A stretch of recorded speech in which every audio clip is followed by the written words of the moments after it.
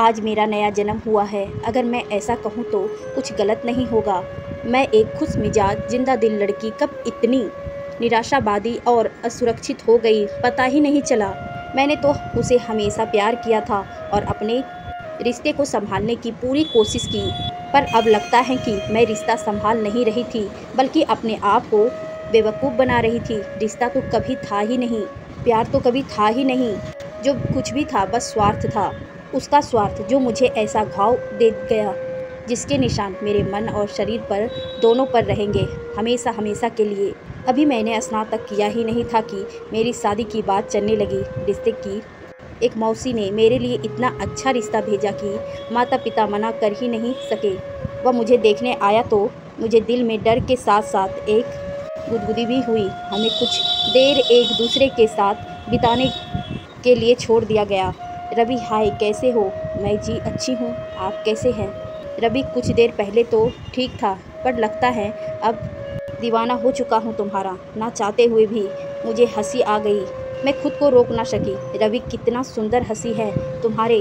College के लड़के तो इस हंसी पर जान दे देते होंगे। मुझे क्या पता, मैंने कंधे उचकाकर कहा। रवि, उफ, ये सादगी में तो फिदा हो गया। लड़के वाले शादी के लिए तैयार थे। हमारे परिवार को भी रिश्ता मंजूर था। सो एनल फैनल 1 महीने के भीतर ही मैं ससुराल पहुंच गई। दिन भर की थकान से कब सो गई पता ही नहीं चला। रात में रवि ने झंझोर कर उठाया। रवि, आज तुम्हारा सुहाग रात है और तुम सो रही हो। क्या अपने कॉलेज के बॉयफ्रेंड से बिछड़ने का गम खाया जा रहा है? चिंता मत करो, मैं तुम्हें उससे भी ज़्यादा प्यार करूँगा। उसने हंसकर कहा, पर यह मजाक मुझे भेद गया। मैंने कहा, मेरा कोई बॉयफ्रेंड नहीं। मैंने गुस्से से कहा। रवि, इम्पॉसिबल। आज तो कल तो बदसूरत से भी बदसूरत लड़की का चक्कर चल रहा है। फिर तुम कैसे बच गई? तुम तो एजुकेशनल कॉलेज में पढ़ी हो ही नहीं सकता कि तुम्हारी किसी लड़के से दोस्ती ना हो रही हो।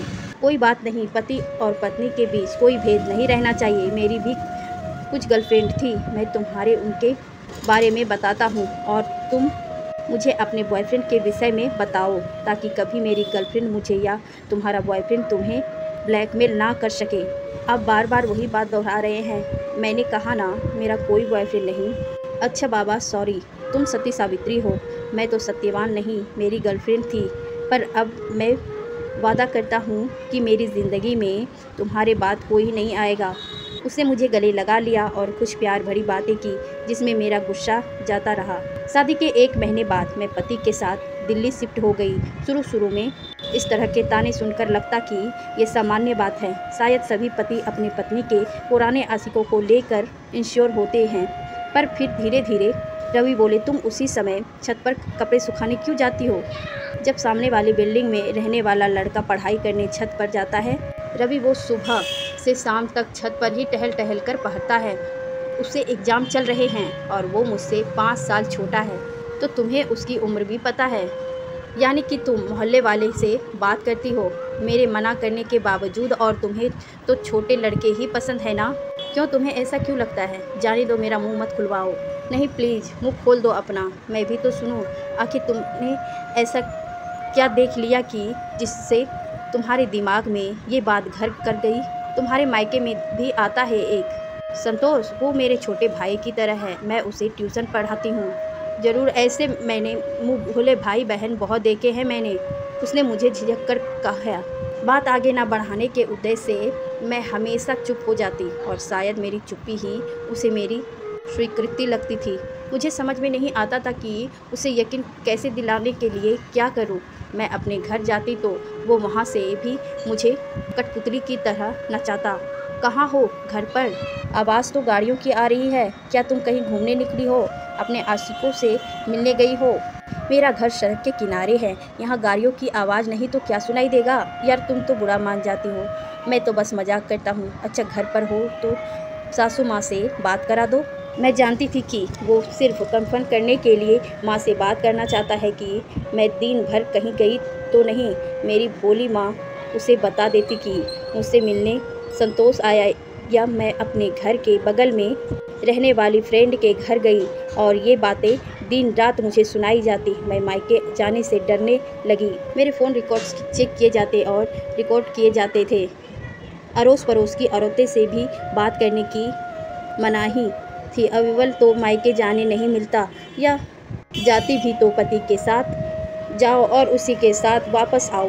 मैंने जब रवि से कहा कि मैं अभी बच्चा संभालने के लिए तैयार नहीं, इसीलिए माँ नहीं बनना चाहती, इस बात के लिए उसने मेरी माँ, मेरी चाची और मेरी मामी सबको फ़ोन मिला डाला।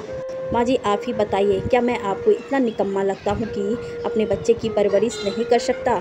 मल्टीनेशनल कंपनी में सॉफ्टवेयर इंजीनियर हूँ। मेरे परिवार वालों भी बच्चे का मुंह देखने को तरस रहे हैं। आखिर घर का सबसे बड़ा बेटा हूँ और ये कहती हैं मैं माँ नहीं बनना चाहती। कहीं मैं अपने घर वालों को ये बता दूँ तो हरकम मच जाए, पर मैं नहीं चाहती कि मेरी पत्नी के विषय में कोई भी गलत धारणा बनाए, इसलिए मैंने सारा इंजाम अपने ऊपर लिया। वो हमेशा मुझे दोषी ठहरा कर खुद मासूम बन जाती। मेरी माँ, मौसी और चाची सब ने मिलकर मुझे यही सलाह दी कि पहले बच्चे को लेकर तो ससुराल में सभी को बहुत आशाएं होंगी, उन्हें मत तोड़ो। और आखिर मैं गर्भवती भी हो गई। यूँ तो मेरी सास कभी फ़ोन नहीं करती थी, पर जब भी करती तो बस यही ताना मारती कि मैंने उनका बेटा उनसे छीन लिया। मैं खुद नहीं जानती कि मैंने ऐसा कैसे और कब किया। उस दिन पड़ोस की भली औरत जो कभी कभी मुझसे हाल चाल ले लिया करती थी, वह मेरे घर आ गई। सीमा भाभी, अरे सुनीता, तेरे कौन सा महीना चल रहा है? छठा। भाभी, अच्छा, अगर कोई प्रॉब्लम हो तो बताना, मैं तुम्हें डॉक्टर के पास ले चलूँगी। रवि तो अक्सर घर पर रहता नहीं, ऐसे में कभी भी कुछ भी ज़रूरत पड़ सकती है। अपने आप को कभी अकेला मत समझना। रवि का नेचर तो बहुत ही अच्छा है, वह तो मुझे भाभी बोलता है और बड़े प्रेम से पेश आता है, वरना यहाँ दिल्ली में किसके पास किसी से हंसकर बात करने की फुर्सत है। भगवान तुम दोनों को सदा खुश रखे। सुनीता, आज कोई आया था क्या? सिंक में पड़े चाय, नाश्ते के कप में प्लेटें को देखते हुए रवि ने पूछा। हाँ, बगल की सीमा भाभी आई थी। क्यों, तुमसे मना किया था ना कि दिल्ली के लोग बहुत धूर्त और चालाक होते हैं। ये सब औरतें दुष्ट, चरित्रहीन और मूर्ख हैं, इनसे दूर रहो। और उस सीमा का तो पड़ोस में रहने वाले लड़के से अफेयर चल रहा है, ये बता। सारा मोहल्ला जानता है। पति के जाते ही उसे घर बुला लेती हैं, और फिर मैंने तुम्हें उसके बारे में पहले भी बताया था कि वो तो मुझे भी लाइन मारती हैं, फिर भी तुमने उसके जैसी औरतें को घर में बुलाकर चाय नाश्ता कराया। पर वो तो आपकी बहुत तारीफ़ कर रही थी, मुझे प्रेग्नेंट देखकर कह रही थी कोई ज़रूरत हो तो बताना। अच्छा, मेरी तारीफ़ तो करेगी ही, मुझे फंसाना जो है। क्या तुम्हें लगता है कि वो तुम्हारा ख्याल मुझसे बेहतर रख सकती हैं? मैंने ऐसा तो नहीं कहा, पर कोई आए जाए तो मैं क्या भगा दूँ? हाँ, बिल्कुल भगा दो। तुम्हारा पति वो मैं हूँ, वो नहीं। किसी भी बाहरी व्यक्ति से फालतू मेलजोल बढ़ाने की ज़रूरत नहीं है। यहाँ की औरतें सब शराबी और बचलन है, और मैं नहीं चाहती कि मेरी भोली भाली पत्नी भी उनके रंग में रंग जाए। सुनीता, तुम बहुत सीधी और भोली हो। तुम्हें मैं दुनिया की बुराइयों से बचाना चाहती हूँ, इसीलिए थोड़ी सख्ती बरसता हूँ। कोई बात नहीं, पर आज के बाद वो औरतें आए तो बाहर से ही उसे हालचाल देकर कोई बहाना बनाकर बाहर से ही भगा देना। ये कहकर उसने मेरे चेहरे को अपने दोनों हाथों में लिया और मेरे माथे पर चुम्बन दिया। जब मैं तर्क देती तो वो मुझे ऐसी ही तरह निरस्त्र कर देता। मुझे समझ में नहीं आता था कि मैं ऐसा क्या करूं कि वो नाराज़ ना हो, दुखी ना हो और परेशान ना हो। मेरी माँ भी मुझे फ़ोन करती तो मैं गिनी चुनी बात करके फ़ोन जल्दी से जल्दी रख देती। सीमा भाभी को भी मैंने बाहर से ही टरकाना शुरू कर दिया। आखिर उन्होंने भी हार मान ली और मेरे घर आना छोड़ दिया। मेरा 8वां महीना चल रहा था जब एक दिन घर की डोर बजी तो ये रवि के आने का समय नहीं था। दिल धड़क गए कि कौन होगा, कहीं सीमा भाभी तो नहीं। दरवाज़ा खोलते ही एक जाना पहचाना चेहरा दिखा, पर कुछ याद नहीं आया कि ये कौन है। अरे सुनीता, मैं छाया, तेरी बचपन की फ्रेंड। भूल गई या मेरा नया रूप देखकर कन्फ्यूज हो गई? उसने उसी चिर परिचित अंदाज में मटक कर कहा। छाया मेरे बचपन की सहेली थी। हम एक ही स्कूल और एक ही कॉलेज में पढ़ते थे। हमारे घर भी आसपास ही थे। हमारा बचपन और किशोरावस्था एक दूसरे के घरों में ही बीता है। उसे देखकर उसे गले लगाने की तेज़ इच्छाई हुई। औपचारिक मुस्कान देखकर मैंने डरते हुए उसके भीतर आने के लिए रास्ता दिया। छाया बोली, वाह यार, घर तो बहुत बढ़िया है। तेरा पति खूब कमाता होगा, वरना दिल्ली शहर में अपना घर होना कोई छोटी बात तो नहीं। मैं बोली, कैसी हो तू? बैठ, मैं चाय लेकर आती हूँ। मैं जल्दी से जल्दी उसे टरकाना चाहती। छाया, क्या यार, क्या अब हम इतने दूर हो गए कि तू मुझे मेहमानों की तरह चाय नाश्ता कराएगी? मैं खुद बना लूँगी, तू तो यहाँ बैठ मेरे पास। छाया ने मुझे खींचा और सोफे पर परस गई। वो मुझे अपने दिल्ली शिफ्ट होने की कहानी सुना ही रही थी, मेरा ध्यान कहीं और ही था। सुनीता, क्या बात है? छाया ने मेरा उड़ा हुआ रंग देखकर कहा। कुछ नहीं, बस कुछ तबीयत ठीक नहीं है। मैंने सोफा साफ झूठ बोला। छाया ने मुझे गले लगा लिया। मुझसे झूठ बोलकर तुझे लगता है कि तू बच जाएगी, पर तू नहीं जानती तू कांप रही है। ये एंजाइटी के लक्षण है। मैं एक साइकोलॉजिस्ट की बेटी हूँ, भूल गई? पापा ने यही एक क्लिनिक शुरू किया है। मैं भी उनके साथ प्रोटेक्ट करती हूँ। मैं पहले भी तेरे दिल में झांक सकती थी तुझे पढ़ने के लिए। मुझे पीएचडी नहीं करने की ज़रूरत है। मेरा रोका हुआ बाण टूट गया और मैंने बेध्यानी में उसे सब कुछ बता दिया। छाया, ये लोग परजीवी की तरह होते हैं जो दूसरों का खून चूसकर जीती है। हैरान क्वार्टर याद है ना, हम दोनों के साथ ही देखने गए थे। उसमें इमोशनल या दम पिशाच की तरह ये लोग भी जब तक हमारे आसपास रहते हैं हमारी सारी खुशियाँ चूसते रहते हैं और बस दुख भरी यादें ही हमारे पास रह जाती हैं। पर दम पिशाच जब आपके आसपास ना हो तो आप बेहतर फील करते हैं, जबकि नासिक तुमने दूर रहकर भी तुम्हारी खुशियाँ चूस सकते हैं। तेरी माँ को कुछ शक था, इसीलिए जब हम लोग यहाँ शिफ्ट हुए तो उन्होंने तेरा पता मुझे दिया और कहा कि मैं तुझसे कभी कभी मिल आया करूँ। अभी तेरा बच्चा इस दुनिया में आया भी नहीं है, अभी भी समय है। क्या तू उसे इस माहौल में जन्म देगी? मैंने ऐसे लोगों को करीब से देखा है। एक बार बच्चा हो जाए तो इस जाल से निकलना और भी मुश्किल होगा। जब कभी तू इससे दूर जाना चाहेगी तब समाज में दूसरी औरतें तुझे यकीन दिलाएगी कि बेटा अपने बच्चे का मुंह देखकर जी। जब तेरे बच्चे बड़े होंगे तब तेरे अच्छे दिन आएंगे। पर यकीन मान, तू इंतज़ार करती रह जाएगी और अच्छे दिन कभी नहीं आएंगे। ये लोग बच्चे में इनकी माँ के प्रति भी जहर भर देते हैं। निर्णय लेने का यही सही समय है।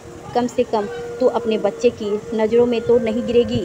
तो मैं क्या करूं? मैं फट पड़ी। छाया, कड़े फैसले लेने होंगे। तू अपने पति की पत्नी नहीं बल्कि उसका भोजन है। वह फायर की तरह तेरे खून पर जी रहा है। तुझे खुद को मजबूत करना होगा और उससे पीछा छुड़ाना होगा। तुझे अपनी ज़िंदगी जीने का पूरा हक है। उनसे लिए अपनी बच्चे के लिए इस नर्क से निकलना होगा। हम सब तेरे साथ हैं। तू मेरे घर चल, मैं तुम्हें अपने पापा के क्लिनिक में जॉब दिला दूंगी। वो तुझे धमकियां देगा, डराएगा, बुरा भला कहेगा, पर वो खुद बहुत कमज़ोर है। यकीन माना, तेरा डर ही उसे ताकत दे रहा है, वरना वह किसी खरगोश को भी नहीं मार सकता। छाया ने मुझे बहुत देर तक नासिक की कहानियाँ सुनाई और मुझे अपने पति से तलाक लेकर नया जीवन शुरू करने का सुझाव दिया। मैं उसी समय अपना सारा सामान बांधकर वहाँ से चली गई। उसके बाद शुरू हुआ मेरे और मेरे परिवार के लिए भयंकर त्रासदी का दौर। वो दिन भर मेरे घर वालों को और मुझे धमकियाँ देता। इस बीच में एक बच्ची की माँ भी बन गई। मैंने उसका फ़ोन ब्लॉक पर लगाया, पर छाया ने हटवा दिया, यह कहकर कि उसकी धमकियां कोर्ट में उसके खिलाफ काम आएगी। मैं तेरे जैसी छिनार और उसकी नाजायज़ औलाद को एक फूटी कौड़ी नहीं दूंगी। मैं नौकरी छोड़ के सन्यासी हो जाऊंगा, ना कमाऊंगा ना काम करूंगा। फिर तू कैसे मुझसे कंपनसेशन ले सकेगी? मुझे कंपनसेशन नहीं चाहिए। मैं म्यूचुअल सेपरेशन के लिए तैयार हूँ। बस तुम मेरा पीछा छोड़ दो, मैं अपनी बच्ची खुद पाल लूँगी। तू और तेरी बेटी दोनों छिनाला करके पेट पालेगी। तू नहीं जानती समाज में अकेली औरत की क्या दुर्गत होती है। तेरी बेटी को भी लोग हमेशा बुरी नज़र से ही देखेंगे और बड़े होते होते वो भी तेरी तरह छिनाला बन चुकी होगी। अभी भी वक्त है, लौट आओ। सुनीता, मैं तुमसे बहुत प्यार करता हूँ। मैंने कभी भी तुम पर हाथ नहीं उठाया, वरना कोई पति अपनी पत्नियाँ के साथ कैसी बर्ताव करते हैं। हो सकता है मैंने कभी कभी तुमने सख्त बरसती हो, पर मैं माफ़ी मांगता हूँ और तुम्हारे साथ नई शुरुआत करना चाहती हूँ। वो मेरा भी बच्ची है, उसे अपने पिता का प्यार मिलना चाहिए। मैं उसे राजकुमारी की तरह रखूँगी। वो अचानक गर्म और अचानक नरम हो जाती, ऐसे रोने लगता कि पत्थर भी पिघल जाए, पर मैं नहीं पिघली। अभी कुछ देर पहले ही तुमने उसे नाजायज़ पुकारा था। इतना सुनते ही वो अपनी लैंग्वेज पर उतर आया। उसे मेरी ना बर्दाश्त नहीं होती। रवि चीखता रहा और मैं फ़ोन एक तरफ रख दिया। फ़ोन में नहीं काटती थी, क्योंकि छाया के अनुसार उसकी धमकियां कोर्ट में हमारे फेवर में काम आएगी। आज तलाक के पेपर्स हाथ में लेकर मैं बता नहीं सकती मैं कितना हल्का महसूस कर रही हूँ। यह एक नई शुरुआत है और नई में